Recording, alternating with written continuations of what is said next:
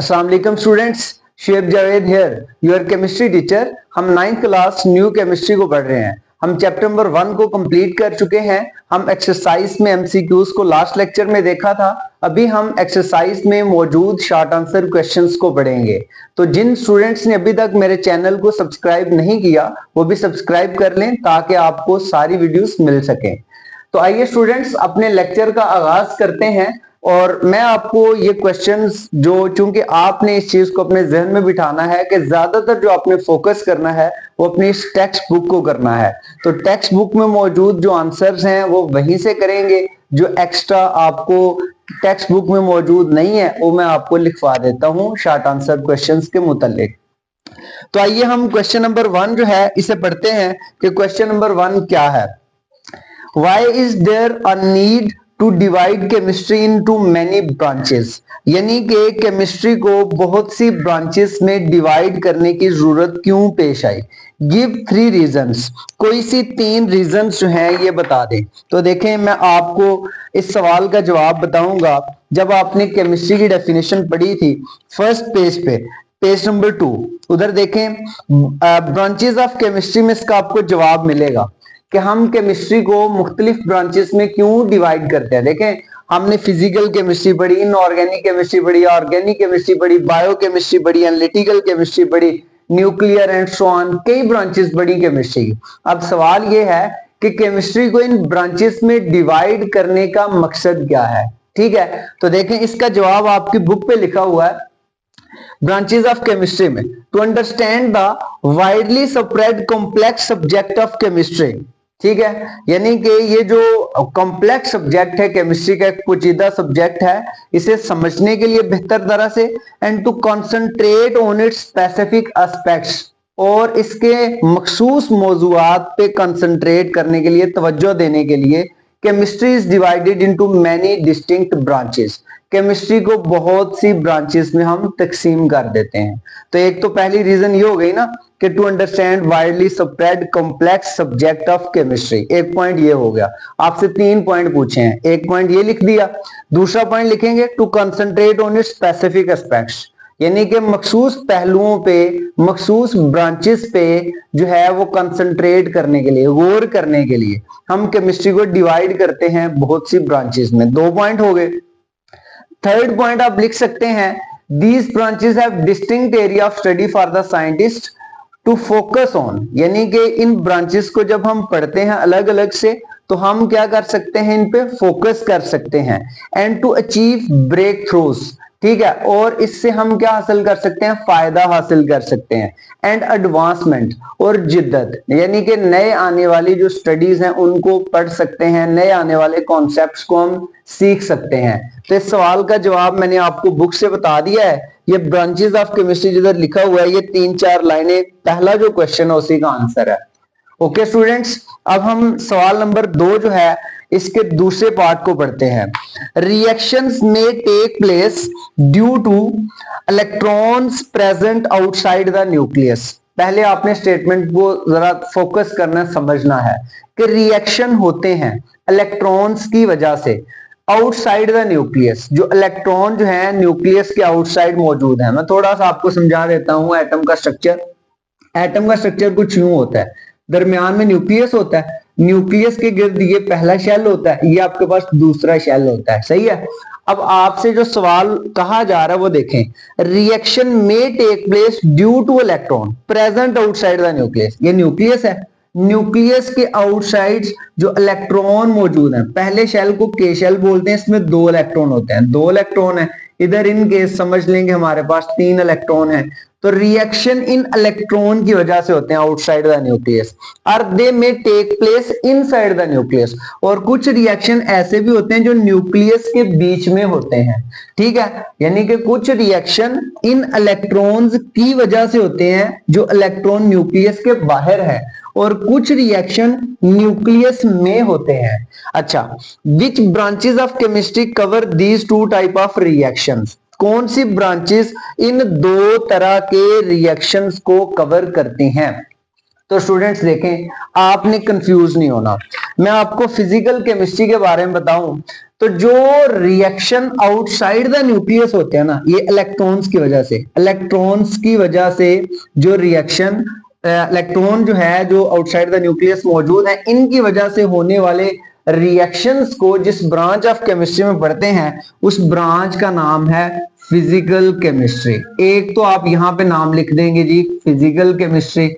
And second one आप देखें, आपसे पूछा ये गया था कि they may take place inside the nucleus. तो न्यूक्लियस में आने वाले जो चेंजेस होते हैं ना, nuclear changes, nuclear processes, radioactivity, ये आप जिस ब्रांच में पढ़ते हैं ना उस ब्रांच का नाम है न्यूक्लियर केमिस्ट्री। तो सवाल नंबर 2 का जो आंसर होगा उसमें आप 2 ब्रांचेस के नाम लिखेंगे, एक लिखेंगे फिजिकल केमिस्ट्री और दूसरा लिखेंगे न्यूक्लियर केमिस्ट्री। बहुत से लोग आपको ऑर्गेनिक केमिस्ट्री भी इसका आंसर बता रहे हैं, इनऑर्गेनिक केमिस्ट्री बता रहे हैं। तो बेसिकली आपने थोड़ा सा चीज को अंडरस्टैंड करना है, अपने स्कोप तक ही रह के सोचना है कि हमने जो ब्रांचेस पढ़ी हैं उससे हम क्या अखज कर रहे हैं कि क्या बेस्ट पॉसिबल जो है आंसर हो सकता है। तो मेरे ख्याल में इसका जो बेस्ट पॉसिबल आंसर है वो फिजिकल केमिस्ट्री है, क्योंकि फिजिकल केमिस्ट्री में ही हम सीखते हैं कि एटम किस तरह से मिलके मॉलिक्यूल्स बनाते हैं। ठीक है, यानी कि एटम और मॉलिक्यूल का हम बिहेवियर पढ़ते हैं, तो हम उसमें केमिकल रिएक्शंस भी पढ़ते हैं, और वो केमिकल रिएक्शंस होते ही इलेक्ट्रॉन्स की वजह से हैं, और वो इलेक्ट्रॉन न्यूक्लियस के बाहर मौजूद हैं। अच्छा जी, सेकंड क्वेश्चन हमारा हो गया। अब हम थर्ड क्वेश्चन की तरफ आते हैं। Which type of problems are solved in analytical chemistry? किस तरह के प्रॉब्लम्स को सॉल्व किया जाता है, किस तरह के मसाइल को हल किया जाता है एनालिटिकल केमिस्ट्री में? तो आपने बुक का पेज नंबर 3 जो है उस पर एनालिटिकल केमिस्ट्री में आना है। तो एनालिटिकल केमिस्ट्री में जो थर्ड क्वेश्चन है उसका आंसर लिखा हुआ है कि हम इसमें क्या क्या कर सकते हैं। पहले नंबर पे तो हम सेपरेशन कर सकते हैं, तो ये पहला प्रॉब्लम सॉल्व हो रहा है, सेपरेशन कर सकते हैं। दूसरे नंबर पे हम आइडेंटिफिकेशन कर सकते हैं, हम पहचान सकते हैं कंपोनेंट्स को।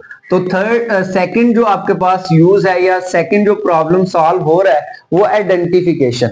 एंड थर्ड जो प्रॉब्लम आपके पास है वो है डिटर्मिनेशन ऑफ कंसंट्रेशन, यानी कि हम कंसंट्रेशन का भी पता चला सकते हैं। कंसंट्रेशन का मतलब होता है अमाउंट, और आपको पता है कि अमाउंट का पता चलाना जिस ब्रांच में हम जिस एनालिसिस में हम अमाउंट को डिटरमाइन करते हैं उस एनालिसिस का नाम होता है क्वांटिटेटिव एनालिसिस। तो ये सारी चीजें आप पहले पढ़ चुके हैं, सिर्फ आपको अलग से सवाल बनाकर उसने दिए हैं और आपने अपनी किताब पे ही रहना है, किताब से बाहर नहीं जाना। तो इसका अगर आप किताब से आंसर करना चाहें तो एनालिटिकल केमिस्ट्री की जो सेकंड लाइन स्टार्ट हो रही है ना वहां से आप करेंगे।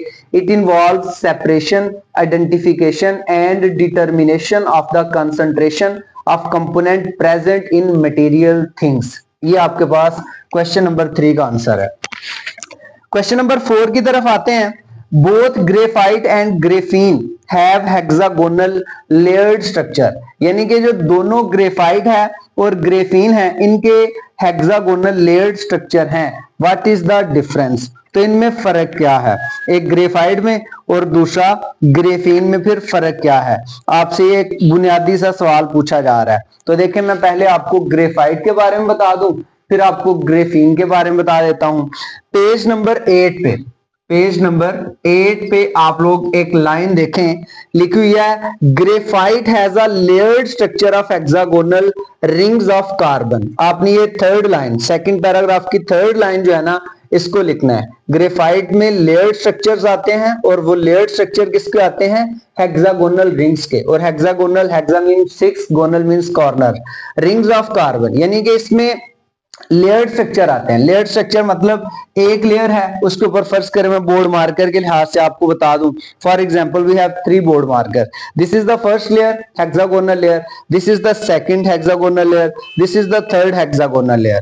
तो आपके पास ग्रेफाइट में जो हेक्सागोनल लेयर्स होती हैं ना उन्होंने अपने आप को इस तरह से अरेंज किया होता है। हेक्सागोनल रिंग्स ने लेयर की फॉर्म में अपने आप को अरेंज किया होता है, एक लेयर, उसके ऊपर दूसरी लेयर, उसके ऊपर तीसरी लेयर। ठीक है, ये आपके पास है ग्रेफाइट के बारे में। एक दो बात और थोड़ी सी ऐड कर लें आप कि जो ग्रेफाइट होता है ना भाई, ग्रेफाइट सॉफ्ट होता है थोड़ा सा। एक तो ये सॉफ्ट होता है, दूसरे नंबर पे ये क्या होता है? स्लिपरी होता है। स्लिपरी इसलिए होता है क्योंकि इसमें लेयर्स होती हैं और वो लेयर्स स्लिप पास ईच अदर, वो एक दूसरे के ऊपर से गुजर जाती हैं। फॉर एग्जाम्पल एक लेयर इधर रखी हुई है ना, तो ये दूसरी को देखें, ये तीसरी इधर रखी हुई है, तो तीसरी ना ऐसे स्लिप कर जाती है, ठीक है। सेकंड ना फर्स्ट से ऐसे स्लिप कर जाती है। तो ये आपके पास ग्रेफाइट के बारे में आपने कर लिया है।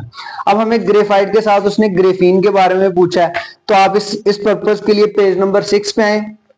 Page number 6 line number 4, graphene is an example of two dimensional crystal. Graphene एक एग्जांपल है टू डायमेंशनल क्रिस्टल की, और टू डायमेंशनल चीजों को बोर्ड पे ही ड्रा कर सकते हैं हम, ठीक है। A single layer of carbon atom, इसमें सिंगल लेयर आती है कार्बन एटम की, अरेंज इन हेक्सागोनल पैटर्न, और वो कार्बन एटम अपने आप को अरेंज करते हैं हेक्सागोनल पैटर्न में।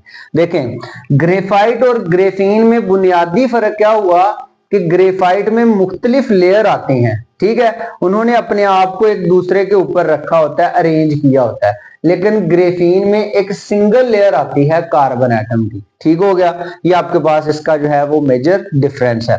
लेकिन एक दो और बात आप ग्रेफीन के बारे में वैसे लिख लें कि ग्रेफीन जो होता है ना, ये आपको जो है एक सुपीरियर स्ट्रेंथ देता है और अच्छी इलेक्ट्रिकल कंडक्टिविटी देता है, ठीक है। यानी कि ग्रेफीन की एक प्रॉपर्टी लिख लें कि ग्रेफीन की जो स्ट्रेंथ होती है, इसके बाद आप लोगों ने लिख लेना है कि ग्रेफीन की स्ट्रेंथ क्या है, सुपीरियर स्ट्रेंथ है, ठीक है। दूसरे नंबर पे इसकी इलेक्ट्रिकल कंडक्टिविटी क्या होती है, गुड होती है। तो गुड इलेक्ट्रिकल कंडक्टिविटी, ये आप लोगों ने याद रख लेना है, ठीक हो गया जी। ये आपके पास फोर्थ वाला जो क्वेश्चन है उसको हमने कर लिया है कि ग्रेफाइट और ग्रेफीन जो है उनमें क्या फर्क है। क्वेश्चन नंबर 5 की तरफ आते हैं। क्वेश्चन नंबर 5 जो है इसमें आपसे पूछा जा रहा है कि why are super critical fluids important. Super critical fluid जो है ये क्यों इंपॉर्टेंट है, तो मैंने आपको पहले कहा किताब से करना, आप लोगों ने, आपको मुख्तलिफ आंसर्स मिल रहे हैं कोई इधर उधर से सर्च किए हुए, लेकिन आपने किताब पे रहना है। तो देखें पेज नंबर 5 पे लास्ट 2 लाइनें, chemical reactions which may not be carried out in conventional solvent may possibly be carried out in supercritical carbon dioxide।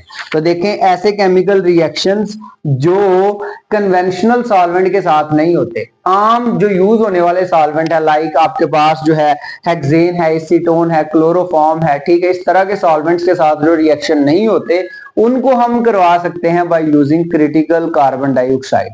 तो क्रिटिकल कार्बन डाइऑक्साइड अपनी कुछ प्रॉपर्टीज गैसेस की तरह रखती है, अपनी कुछ प्रॉपर्टीज लिक्विड की तरह रखती है, तो इस वजह से इसे आप रिएक्शंस में आमतौर पे यूज कर सकते हो, ठीक है। इसके अलावा आप लोगों ने सुपर क्रिटिकल फ्लूइड इंपॉर्टेंट क्यों है, इसके बारे में ना 2-3 बातें आप लोगों ने लिख लेनी है कि सुपर क्रिटिकल फ्लूइड इंपॉर्टेंट है in the process of extraction. ये जो मैंने आपको बताया ना, उसको लिखने के बाद आप लोगों ने लिखना है in the process of extraction. Super critical fluids are important in the process of extraction. Extraction का मतलब एक्सट्रैक्ट करना, हासिल करना, ठीक है। दूसरे नंबर पे आप लोगों ने लिखना है मटेरियल प्रोसेसिंग, मतलब मुख्तलिफ जो रिएक्शन चल रहे होते हैं ना उनको प्रोसेसिंग, उनकी प्रोसेसिंग करने के लिए भी सुपर क्रिटिकल फ्लूइड्स इंपॉर्टेंट है, ठीक है, मतलब मुख्तलिफ प्रोसेसेस को स्पीड अप करने के लिए। थर्डली आप कहेंगे एंड इंडस्ट्रियल एप्लीकेशंस, और मुख्तलिफ इंडस्ट्रियल एप्लीकेशंस में भी आप जो है सुपर क्रिटिकल फ्लूइड्स को यूज करते हैं। आप इंडस्ट्रियल एप्लीकेशंस में क्यों यूज करते हैं, रीजन बड़ी सिंपल है कि देखें सुपर क्रिटिकल फ्लूइड है ना, तो इससे रिएक्शन हो रहे हैं, तो रिएक्शन जो हो रहे होते हैं तो वो हम इंडस्ट्री में भी तो करवा रहे होते हैं डिफरेंट प्रोडक्ट को हासिल करने के लिए। तो आप लोगों ने ज्यादा डिटेल ऐड नहीं करनी, मैंने इसका आंसर आप लोगों को यहाँ पे बता दिया, 2 लाइनें ये लिख लें, अगर आपने एडिशनल लिखना तो ये लिख लें। इस तरह से आपका क्वेश्चन नंबर 5 जो है वो सॉल्व हो जाएगा। क्वेश्चन नंबर 6 की तरफ आते हैं। In which state does matter exist in the sun. तो ये आप लोगों को मैंने पढ़ाया भी हुआ है और आप लोगों को आना भी चाहिए, बहुत आसान सवाल है कि इन विच स्टेट, किस हालत में, डज मैटर एग्जिस्ट, मादा एग्जिस्ट करता है, इन द सन, सूरज में, यानी कि सूरज में मादा किस हालत में एग्जिस्ट करता है। तो इसका बड़ा सिंपल, अगर एक लफ्ज में आप आंसर लिखना चाहें तो लिख सकते हैं, आप कह सकते हैं कि matter exist in the sun in plasma state, यानी कि किस स्टेट में एग्जिस्ट करता है, in plasma state. Plasma state में एग्जिस्ट करता है मादा सन, ठीक हो गया जी।